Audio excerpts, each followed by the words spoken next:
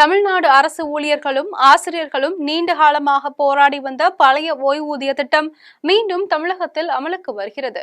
இது தொடர்பான கோப்புகள் சென்னை தலைமை செயலகத்தில் மிக ஜரூராக இயங்கி வருகின்றன. கோப்புகள் அனைத்தும் இந்த வாரம் முதல்வர் பார்வைக்கு செல்கிறது.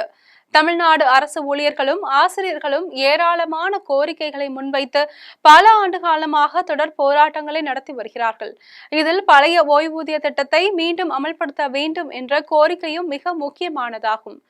ஏற்கனவே ராஜஸ்தான், சத்தீஸ்கர் உள்ளிட்ட சில மாநிலங்களில் மீண்டும் பழைய ஓய்வூதிய திட்டம் நடைமுறைப்படுத்தப்பட்டது.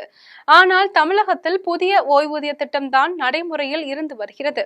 இதற்கு காரணம் கொரோனா காலத்தில் இருந்து தமிழ்நாடு நிதிநிலை மிகவும் மோசமான சூழ்நிலையில் இருந்து வருகிறது.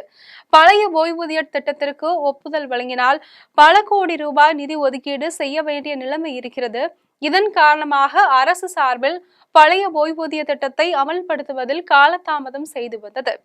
தற்பொழுது 2026ஆம் ஆண்டு தேர்தல் நெருங்கும் சூழ்நிலையில் பழைய ஓய்வூதிய திட்டத்தை மீண்டும் அமல்படுத்தினால் மட்டுமே அரசு ஊழியர்களின் அதிகப்படியான வாக்குகளை பெற முடியும் என திமுக நம்புகிறது.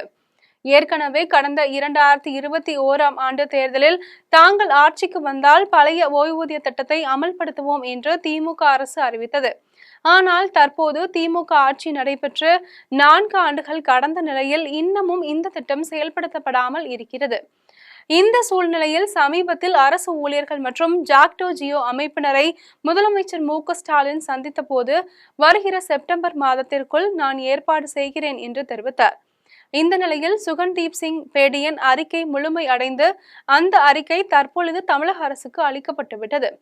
மேலும் இது தொடர்பாக அரசு அமைத்த பல்வேறு குழுக்களும் பழைய ஓய்வூதிய திட்டம் வழங்குவது குறித்த சாத்தியக்கூறுகள் தொடர்பான தகவல்களை அளித்துள்ளன.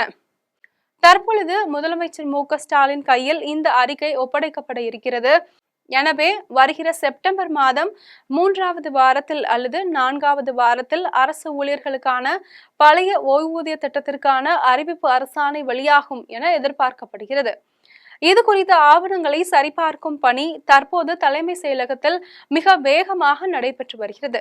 எனவே விரைவிலேயே அரசு ஊழியர்கள் பழைய ஓய்வூதிய திட்டத்திற்கான செய்தியை தீபாவளி பரிசாக எதிர்பார்க்கலாம்.